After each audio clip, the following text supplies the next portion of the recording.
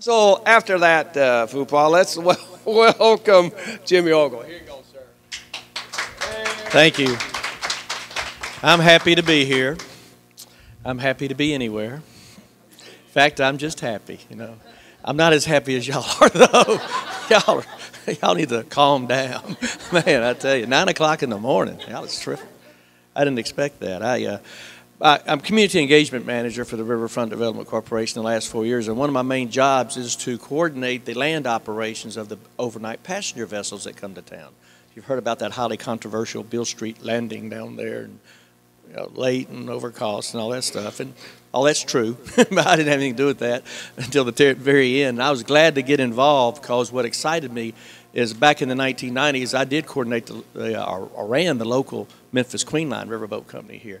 So I really liked the water. Before that, for 8 years, I was general manager at Mud Island, so I got the river in my blood, I guess you would say, and having the American Queen come back to Memphis was kind of neat. Then all of a sudden, the American Cruise Line built 2 boats, actually 3 boats now, and came into business. Now French America Line is bringing the boat to town 5 times this year. So we're going to have 45 landings this year. It's about 25,000 people coming in and out of Memphis by riverboat. When from 2008 to 2011, there were none. That industry had totally died during the recession period there. It's about a $40 million economic impact for our city. That doesn't make up for the boat dock being over, it's costing too much or some other things, but it partially does. It's really, last year the American Queen alone booked 8,000 room nights in downtown Memphis. My person I'm sitting in for today, Kevin Kane, would really like that number, being the chairman or the president of the Convention and Visitors Bureau. Now, I'm not Kevin Kane, by the way, but I've known Kevin Kane for over 50 years. In fact, he was my paper boy on Highland Avenue back in the 70s, and I used to say he was the worst paper boy ever. Because he was. Press centimeter, box fold, couldn't get it near the porch, and I would say that to groups, and then I'd be speaking to him in the morning on the fam tours. He'd get him at night on the social hours. Kevin, the butterfly he is. And somebody said something to him about it, so the next time I saw him, he was really on his bottom lip about it, I said, okay. So the next time I did a talk, and I knew he was going to follow me, I said, he was the Whitey Ford of afternoon carriers, Because, I knew he's a big New York Yankee fan, and he bought me beer for about a month after that. I said, okay. So, no, Kevin's a terrific guy. He's Mr. Memphis. He's all over the place. I think he's in Canada right now. In fact, I got a phone call from a friend in Canada, got the message I'm going to keep because they were in the ambassador's office somewhere in some place in Canada, and there was a book by Ernest Withers there on the table. Now, I don't think they just set it out because Memphis was there that day, but if you know Ernest Withers and the great work he's done, I'm going to play that message for Roz Withers, his daughter, who runs the Withers collection down on Beale Street. So getting all that out of the way, I know I got about 20 minutes left. What I like to say about Memphis, Tennessee, there's no city in America that tells a story of American history better than Memphis, Tennessee, good or bad, okay? There's no city. When you look at the early Native Americans and European explorers up to the 20th century entrepreneurs, from Civil War to civil rights, music, medicine, transportation, distribution, all these things, it's an unmatched story. It's about 400 plus years of good history here. I got about 40 hours in my head. Really, I got about 30 PowerPoints. I'd love, when we talked last night, you're going to bring an AV and all this? If I put an AV up here, we'd be here forever today. I mean, there's just so many things to talk about, and I don't want to do that, but I want to just hit the highlights, do like a Cliff Notes version. Everybody remember Cliff Notes? If you don't, you're lying. I'm going to tell you that right now. We got a bunch of liars in here if they don't remember Cliff Notes. But, you look back to 1541, the Spanish explorer Hernando de Soto came wandering through what we call the South, got to the Mississippi River. It was the first river engagement between Europeans and Native Americans in the history of our country. That's in 1541. That's 66 years before the founding of Jamestown on the East Coast and 79 years before the Pilgrims landed at Plymouth Rock. Now, when we were growing up, Plymouth Rock was like Genesis 1:1, wasn't it? Founding of America, Mayflower, all that stuff. It's another 130 years before the French explorers came down the river by water. That's how people used to really get here, by water, those centuries ago. So we're number 6 on the National Register of Historic Places for listings in our country, behind Washington, Philadelphia, Baltimore, New York City, and New Orleans. We have over 11,000 properties listed. Doesn't seem like it because we tear down a lot of things, but Memphis Heritage does a real good job at that now. Judith Johnson, June West, Nancy Baker at Memphis Landmarks Commission. In the 2011, the top 4 endangered buildings on the Memphis Heritage List was Sears Crosstown. Okay, you know what that's going to be, a $200 million urban vertical village, Hotel Chiska, which is about 70% occupied now, Tennessee Brewery, under construction or under renovation, and 19th Century Club. Those are the four, and this being saved too and converted to. So these successes are happening now. We're not tearing down buildings like we used to, I guess, and good efforts. Look what Overton Square was 5 years ago. You know, oh my goodness, June stood out in front of the tractors there, and really made that happen, and good things are going on there. So if you look at those early Native Americans, and Poplar Avenue here and Lamar Avenue, I sort of like to say, Memphis is here because the Mississippi River. We're on the highest piece of ground on the Mississippi River between Cairo, Illinois, and Natchez, Mississippi. We're the high, dry ground. Memphis will never flood. The floodplains will, but not the higher part. So if you stand on, you could stand on the bluff there where downtown is and look across to Arkansas, and it used to flood for 35 miles in that direction, all the way to Far City or Crowley's Ridge before we started building levees. Just a big flat floodplain. So why does that river bring all that down here? The snow melts, the spring rains. The Mississippi River here drains 41% of continental North America. That's 31 states and 2 provinces of Canada. So basically everything between the Rocky Mountains and the Smoky Mountains comes down here. The Missouri River from above Montana, the upper Mississippi and Minnesota, the Ohio from starting in New York and Pennsylvania, the Appalachian Mountains, North Carolina. No river flows from the Appalachian Mountains to the lower Mississippi. They turn the Tennessee and Cumberland and go up to Paducah and come down at about an average of 380,000 gallons per minute, about 8 miles an hour, and every gallon of water has a teaspoon of mud in it. That's why you have Arkansas and the Delta so flat. It's just laid out over the years. It's the flattest place on earth over there. Between Cairo and New Orleans, it drops 1 foot per mile between Cairo and New Orleans on sea level there. We were the hardwood capital of the world, had all these bottomland forests. And in the 19th century, we had 400 sawmills here. We actually cleared all those lands out.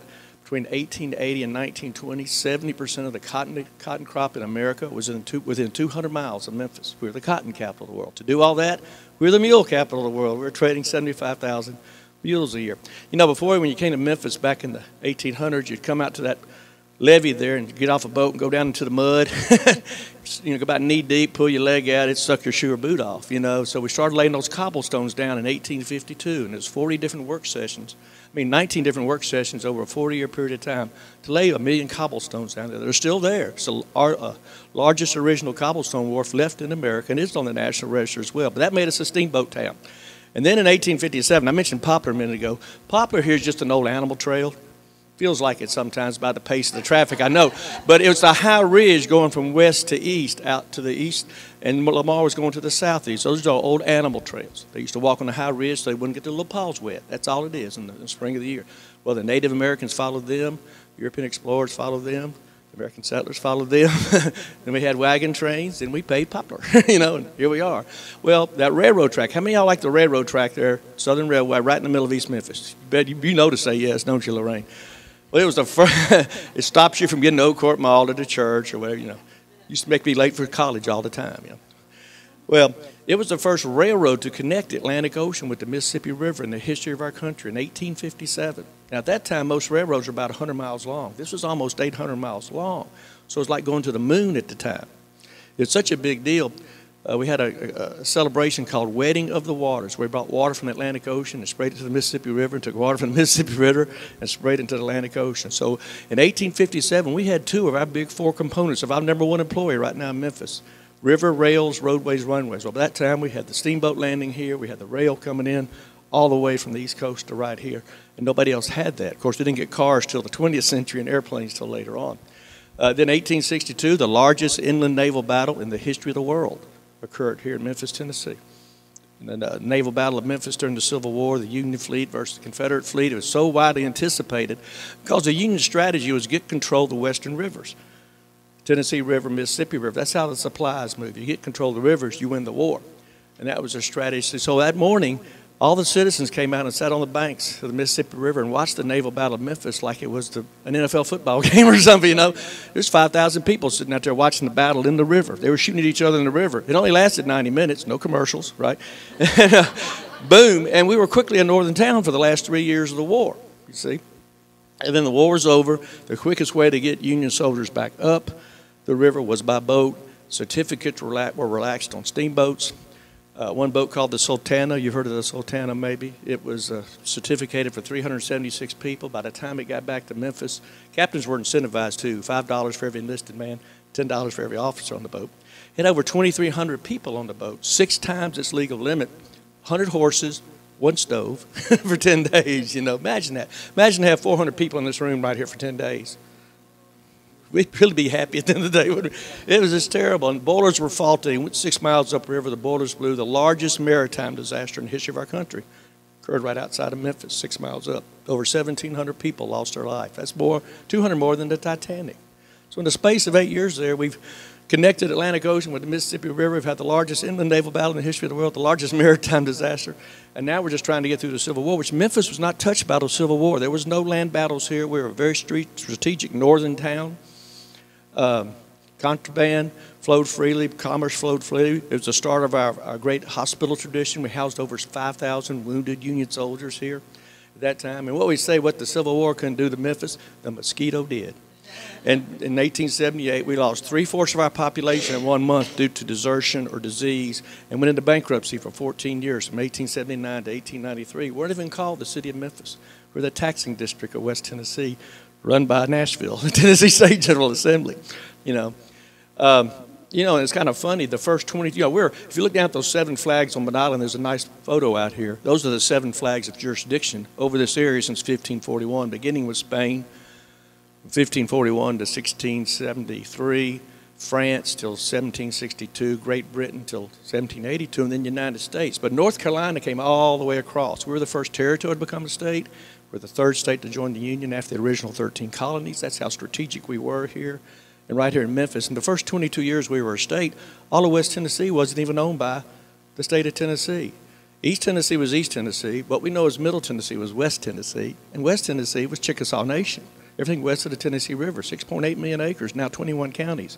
And Isaac Shelby and Andrew Jackson purchased that for $330,000, or about 4.5 cents an acre, in 1818. And Memphis was laid out in 1819, right on this high bluff, by 3 guys who lived in Nashville. It is a pure business adventure. They never lived here. The co-founders, John Overton, Andrew Jackson, James Winchester. They just try to get people to move down here to these 1,300 acres and these lots in downtown. And those streets are still there, basically from the Pyramid to Union, to St. Jude, to the river. That's the original town right there.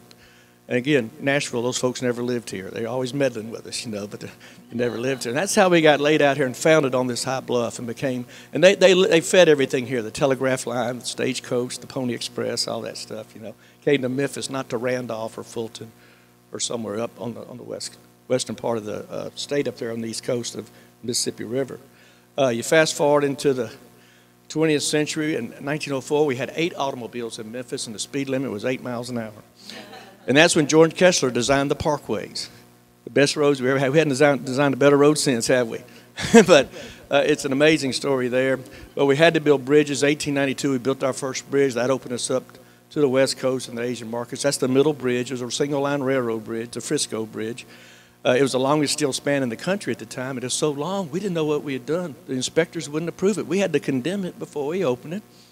Typical Memphis construction, right? And had to get 18 locomotives and get volunteers to ride the locomotives across a bridge that they wouldn't insure, volunteers, and they did, and it didn't fall down, and we opened up. And that was, I guess, our rails going out to the West Coast. In 1916, we changed the way the world shopped for groceries in Memphis, Tennessee. We opened the first self-service grocery store. We're going to have a little celebration on September the 6th this year. Piggly Wiggly, Clarence Saunders, the kids that I talked to, here it is Colonel Sanders. I said, no, it's Clarence Saunders, not Colonel Sanders. We're not KFC. It's Piggly Wiggly. W.C. Handy music-wise, he came to Memphis, was writing those blues songs. The first blues song was published here, an old campaign song from Mr. Crump that got changed to Memphis Blues in 1912. We opened the first all-black formatted radio station here in 1948, WDIA. B.B. King and Rufus Thomas were 2 of the first DJs. Sam Phillips came from Florence, Alabama. Like that blues sound on Beale Street, was recording black artists at 706 Union Avenue, like B.B. King and Howlin' Wolf and Johnny Ace and all those guys. And what Rufus Thomas told me, Sam was looking for a white boy who could sing black music. Of course, that ended up being Elvis Presley, who couldn't have anything going. And he would listen to those blues artists in Handy Park sitting on a pickle bucket. That's all right, Mama. That's just an old blues song, Hound Dog's just an old blues song. And he's in the studio late one night with Scotty Moore and Bill Black, and nothing was going right yet. So they took a time out, and a fit of nervous energy. He went over and picked up Scotty Moore's guitar, started banging out "That's All Right, Mama" really fast. And Sam came running out of the control room saying, "That's it. That's the sound I'm looking for." And on the Memphis Rock and Soul video, Sam says, "It's like I got stuck in the rear end with a brand new super sharp pitchfork." He just found him and hit him. They took it down to Dewey Phillips. Now, Dewey Phillips, from 1949 to 1958, was down at the Hotel Chiska, WHBQ, playing music by white artists, music by black artists, in the same hour, on the same radio station in the South at that time is unheard of. The music the kids loved and the parents hated. Probably some of y'all were there. And he played Elvis's song 15 times that night for the first time. So that sprang Elvis's career. Now, Dewey, we have, what city in America has 2 Tony Award-winning musicals about its music history? Memphis. Every answer is Memphis. Well, fill in the blank. Come on. Y'all stop. But Memphis, a musical about Dewey's life, and of course, $1 Million Quartet, Jerry Lee Lewis, Johnny Cash, Carl Perkins. Now, May 1st this year at Galloway Methodist Church, we're dedicating a marker to Johnny Cash, because that's where he, as John R. Cash in the Tennessee 2 with Marshall Grant and Luther Perkins, they sang about 10 gospel songs for a ladies' Bible class there in December of '54. And this will be the 60th anniversary of I Walk the Line. So he went to Sam, and Sam said, "You're not going to make any money singing gospel." Sped him up a little bit. He became Johnny Cash. And I Walk the Line and Folsom Prison Blues were his big hits that came out of here in '56. Dewey, by the way, back to Dewey, he would drink a lot. And he would start his show out, Dewey Phillips, Red Hot and Blue, coming from the mezzanine level of the Hotel Chiska. By the middle of the show, he'd be coming from the magazine level of the Hotel Chiska. And by the end of the show, he'd be coming from the mayonnaise level. But he was really cool. We're going to do a historical marker for him here soon. In 1955, in 1952, we changed the way the world traveled in Memphis, Tennessee. We opened the first overnight roadside lodging chain out on Summer Avenue, Holiday Inn, 4941 Summer, the first one. Lasted until 1977. Now it's a funeral home over there, but there's a historical marker there. But Kimmons Wilson did that. He'd had a bad experience, and he just drew up a perfect room for a family of 4, gave it to his mechanical architect in '51, and that night that guy was watching a movie on TV called Holiday Inn. So he wrote Holiday Inn as a working title in pencil in the drawing. No money changed hands for the naming of the Holiday Inn. So when you go to the Holiday Inn on Central, go to the 2nd floor, look at the museum about Holiday Inn and Kimmons Wilson. It's just an amazing place up there. So in '55, Kimmons had done so good with Holiday Inns and Sam so good with Sun Records, they thought they'd do a good thing, and they put a microphone in front of a woman and let her talk on the radio in 1955 for the first time here in Memphis, Tennessee. WHER, 1,000 beautiful watts, and there was 8 ladies that were picked. And not only did we break the color barrier in radio in Memphis, Tennessee, we broke the gender barrier in radio in Memphis, Tennessee. Home of the blues, birthplace of rock and roll, this little old place here, And then in 1958, Jim Stewart and Estelle Axton, a white brother and sister, opened Satellite Records out here in Brunswick, Tennessee, got sued for the name Satellite, so they bought a theater down on Macklemore, had to change the name, so they took the first 2 letters of their last name, this ST of Stewart, the AX of Axton. Stax, and that's the home of soul music in America. 800 singles, 300 albums. Hold On, I'm Coming, Sitting on the Dock of the Bay, Soul Man, Otis Redding, Sam and Dave, Isaac Hayes. This is the music we all grew up to, the greatest music in the world. So that's the legacy Mr. Kevin Kane stands on all the time. Home of the blues, birthplace of rock and roll, cradle of soul, crossroads of America's music. That's our tourism theme, and it sells. The tourists I get to talk to, I'm the luckiest guy in Memphis because my tourists come in by like Santa Claus. They just come down a chimney. They don't see the 10 o'clock news, right?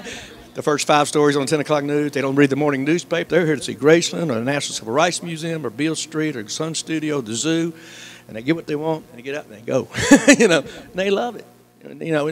Good or bad. We have problems in crime, litter, education. What else? We have problems in drugs. Oh my goodness. We do have our problems in the city. Y'all know it. You deal with it all the time in the real estate and see the problem areas and the areas you think ought to be good, but gosh, what's going on in that house? You go into a house sometimes and go, whoa, But that's just the way it is in Memphis, Tennessee, good or bad. We're a tale of 2 cities, I think. So many things have gone on. Half of Memphis lives outside of Memphis now. There's 1.2 million people. We haven't grown. Memphis itself haven't grown in 40 years as far as the base. That's in this de-annexation stuff is a problem when you think about things. And I'm glad I'm not in politics. Love being in tourism. Dr. King, we're talking just here on April 4th, 2 days ago. The last 3 big moments of Dr. King's life were in Memphis, Tennessee. The last march of his life on March 28th was broken up on Beale Street. The last speech of his life when he came back a week later to finish that march while he was waiting out the court injunction, was at Mason Temple. I've been to the mountaintop, and then his last breath of his life, April 4th, 1968. And you think about it, in 1975, the Peabody Hotel was closed, boarded up for 6 years, bought on the courthouse steps at auction for $550,000. Jack Belts told me last year, guess who he outbid for the Peabody Hotel? Prince Mongo. He had money. He has money. He's crazy rich. It had been Planet Zambodia for real. From 1977 to 1983, Beale Street was fenced off because of urban renewal. Totally fenced off. You couldn't walk or ride down Beale Street. A. Schwab's was the only building open. You had to come from the alley to get in there. That's why its name's on the back. By 1979, there was more people living in jail in downtown Memphis than living residentially. 500 lived downtown. There was 1,000 in jail. And the big idea for the big thing for our city leaders was, we got to build a bigger jail, you know. And we built the only building in Memphis, you know by its number. Boy, you're on film. Remember now, rather than this name, and that's where we were. And the commercial appeal loved that. We're building a 12-story room, a 12-story building, 1,300 rooms, bars in every room. People killing to get in there. They called it the Glamour Slammer. Remember that? You remember that, don't you? Their joke, not mine. But we knew if you come out, I love Germantown Road, I love Goodman Road, but you come out there, you open your eyes, you close your eyes, you could be in Louisville, you could be in Bartlett, I mean not Bartlett, you are in Bartlett, you could be in Birmingham, you could be in any city in the South. But and we need them, they all look alike, all the restaurants and everything, retail. But you get to a downtown area, usually that's the oldest part of town, because the people came by the water to get here centuries ago. There were no roads or railroads or airports. And you got the tall buildings, the historic areas, the sculptures, you know, all those things. And the downtown is so vital for a city. So little by little, year by year, the Peabody opened in 81, Mud Island in 82. Graceland opened in 82. We didn't have a tourism product here in 82. It's the second most visited house in the country now. Beale Street reopened in 83 with like 12 clubs. Now it's the largest revenue grossing tourist attraction in the state of Tennessee. Hello, there's a lot of liquor being drank down there. You know, we're building this distillery downtown on Front Street now too. You know, 84, the Orpheum was purchased for $285,000. They were going to tear it down before the MLG&W parking garage. The Rain Hotel was purchased in 1982 for $144,000 by the Army Bailey and Group and saved. Now it's a $40 million #1 attraction for civil rights in America. You know, if we didn't have the Peabody, the Orpheum, or the Civil Rights Museum, that all happened in a space of 6 years there. Less than $1 million saved those things. Those are the columns of downtown Memphis now. So year by year, things happen. B.B. King's 91, Pyramid 91. What else? 93, the Trolley. The Civil Rights Museum opened 91, 95, AutoZone. Yes, sir. I was going to ask you just a quick question. You talked about Mud Island, some of the revitalizing Mud Island. What's your particular thoughts on that? None. No, I mean they have two. I mean it's a 30-year-old facility that's had benign neglect for 15 years. I'm gonna tape here. Oops. And I was there for 8 years. I know. I mean it was designed in the 70s. There was nothing downtown. That's why there's music things, and there was no Stax, no Sun, no Beale Street, no Memphis Rock and Soul Museum, no Blues Hall of Fame, no Memphis Music Hall of Fame, no Center for Southern Folklore. None of those things are happening. And some of that was designed when Memphis was totally empty downtown. There's 23,000 people living downtown now and 100 restaurants. You know, it's just, and 15 fabulous museums. 10 million tourists a year come to Memphis. It's about a $3.2 billion economic impact. And about 40,000 people working in hospitality and tourism. So there's my tourism plug there. Well, the Coliseum, the slate has been wiped clean. There's no preconceived plans right now. Once a month we do a free tour of the fairgrounds, a historical tour. The next one's April 17th at 2 o'clock. Oh, well, good. Well, thank you. Well, we need a food truck back next time. We got snowed on last time. We got like 1 minute. Huh? You don't, you just come, you just show up. Go to jimmyogle.com. If you hit that thing, there's a whole list right here. There's about 64 free tours. Last year I did a 10-hour tour in downtown Memphis. 22 people finished with me, too, and they got a little certificate. We didn't eat lunch or anything. The next bridge walk is April 24th. We're trying to, as a preview, Harahan Bridge, Big River Crossing, opens in October this year over the bridge. Once a week on Tuesdays, we do at 11:45 a free tour of a 4-block area downtown. Yesterday was the Great Union Avenue Manhole Cover and History Tour. I'm the only person in the history of the city of Memphis to get a cease and desist order from the city attorney's office not to walk in a storm drain. 60 years old, and then the mayor told me I could. You know, there's all these lies in this letter, and I called him up and told him that, and the city attorney, I wish I could go down there with you. Well, come, let's go. You know. Yeah.